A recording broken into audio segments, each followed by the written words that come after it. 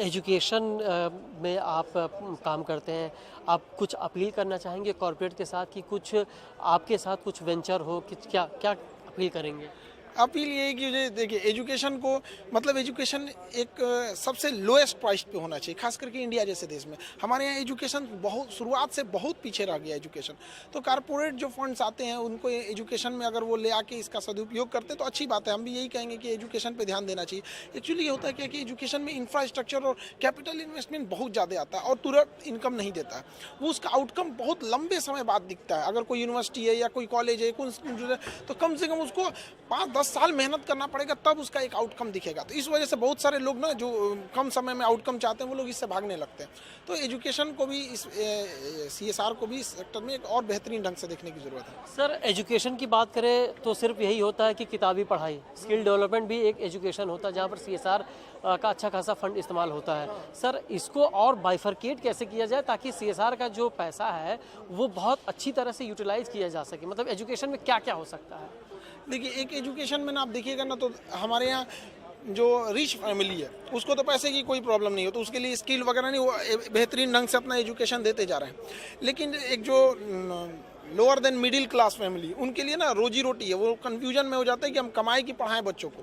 तो वैसे लोगों के लिए स्किल बहुत ज़्यादा ज़रूरत होता है ताकि वो अपनी मिनिमम ज़रूरतों को अपने स्किल के दम पे अर्न कर सके और बाकी वो अपने नॉलेज और आगे स्किल और चीज़ों को निखार के आगे बढ़ सके। तो 50% एजुकेशन पे और 50% स्किल पे दोनों साथ रखना चाहिए ताकि दोनों एक साथ पैरेलल हो सके।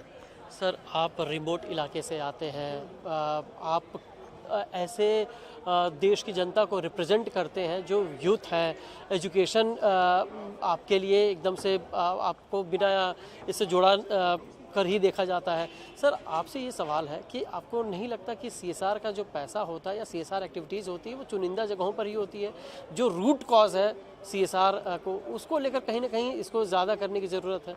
हाँ, अब CSR का फंड कौन किस एरिया में लेके जाता है ये तो हम लोग के कंट्रोल में नहीं रहता है। लेकिन हाँ, एक है कि डिजिटलाइजेशन जब से हुआ है 5G या फिर डिजिटलाइजेशन की वजह से, उससे एक फ़ायदा हुआ है कि जो रिमोट एरिया थे वहाँ तक एजुकेशन अब अच्छे से पहुँच चुकी है। और डिजिटल होने से एक फ़ायदा ये हुआ है कि मतलब लो कॉस्ट में एजुकेशन एफोर्ड हो सकती है।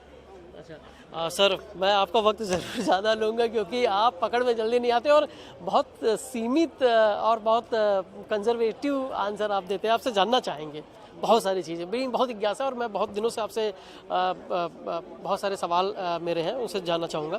सर, आपकी जीवनी, आपका जो संघर्ष है उसे दुनिया जानती है, दुनिया जग जाहिर है वो। सर, लेकिन उस जीवन और उस संघर्ष के पीछे के बाद जो मजबूती आपको मिली है उसके बारे में मैं चाहूँगा कि उन सब चीज़ों के बारे में आप हमारे सिर्फ संक्षेप में बताएं। देखिए हम लोग तो एक एजुकेशन से जुड़े रहे हैं लोग, और अमूमन ऐसा कहा जाता है, ऐसे लोगों को लगता है कि उनका स्किल या एजुकेशन काम आएगा कि नहीं आएगा। बहुत सारे लोग अभी भी सुनते होंगे, लोग कहते हैं पढ़ लिख के कोई राजा हुआ है, जब उटपटांग बातें लोग करने लगते हैं। स्किल एंड एजुकेशन कभी खराब नहीं जाता। हम हर लड़कों को कहते हैं जी जान लगा के अभी यंग एज है, मेहनत करो। यहाँ पर जितना ज़्यादा स्किल और एजुकेशन को अपने अंदर लाएंगे वो एक तरह का इन्वेस्टमेंट है, वो आगे जाके रिटर्न देगा ही देगा। लेकिन आजकल के यूथ ना शॉर्टकट भागना चाहते हैं। एक स्किल्ड और एजुकेशन दोनों को बैलेंस लेके चलना चाहिए। सर, सब लोग खान सर कहते हैं। आपका नाम लोग आपके नाम मतलब जानने के लिए लोग कंपटीशन लगाएं कि खान सर का नाम इतना इनाम पाओ। नाम तो बता दीजिए सर। ये नाम में क्या रखा हुआ है? देखिए इंसान को अपने काम से प्रोफेशन बाय प्रोफेशन जाना चाहिए यार। किसी को भी नाम से हमारा काम, एक शिक्षक का काम क्या होना चाहिए? पढ़ाना।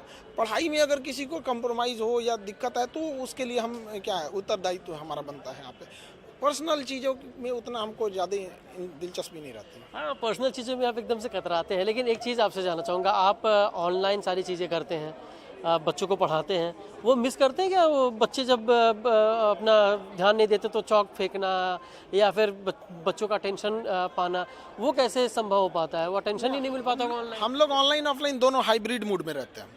जब ऑनलाइन की बात आती तो जब ऑनलाइन देखिए धीरे धीरे एक्सपीरियंस आ जाने के बाद ना चीज़ें हैंडल हो जाती है, और पढ़ाते पढ़ाते इतना अनुभव हो जाता है कि कहाँ पे स्टूडेंट को